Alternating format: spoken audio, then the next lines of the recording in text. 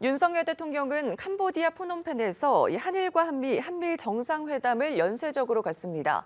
북핵 문제가 집중 논의될 것으로 보이는데요. 캄보디아 프놈펜 현지 취재기자 연결해 보겠습니다. 네, 정주희 기자, 오늘 중요한 외교 일정들이 줄줄이 잡혀 있죠.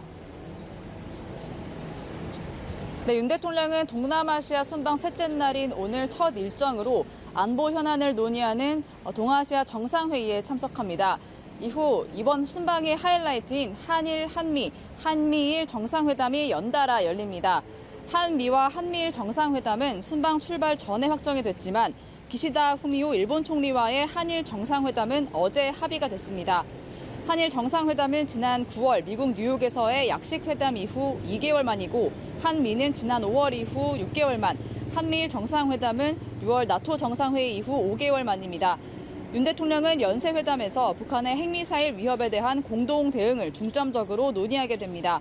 윤 대통령은 어제 저녁 관람한찬에서 조 바이든 미국 대통령, 기시다 일본 총리와 만나 짧은 환담을 나눈 것으로 전해졌습니다. 네, 2달 만에 다시 열리는 한일 정상회담인데 어떤 문제가 논의가 되죠? 네, 한일 정상은 지난 9월 약식회담에서 양국 관계 개선 필요성에 공감대를 나눴지만 강제징용 배상 문제 등 과거사 문제 해결에선 큰 진전은 없었습니다. 이 만남 직후 북한이 일본 열도 상공을 지나가는 중거리 탄도미사일 IRBM을 발사하면서 회담 2주일 만에 한일 정상의 통화가 이뤄지기도 했습니다. 오늘 만남도 북한의 고강도 도발로 한반도 긴장감이 고조되는 분위기 속에서 전격적으로 이뤄진 건데요. 북한의 미사일 도발과 핵 문제가 중점적으로 논의될 전망이고 과거사 문제 등 주요 현안에 대해서도 성과가 있을지 주목됩니다. 네, 그리고 한미일 정상회담 주요 의제도 전해주시죠. 네, 북한의 7차 핵실험 임박설이 도는 만큼 한미 정상은 북핵 위협 대응을 집중적으로 논의합니다. 앞서 한미 안보협의회 SCM에서 미국의 전략자산 전개를 상시 배치 수준으로 끌어올리기로 했는데 이 확장 억제를 강화하기 위한 실질적인 방안에 대해 협의가 이뤄질 예정입니다.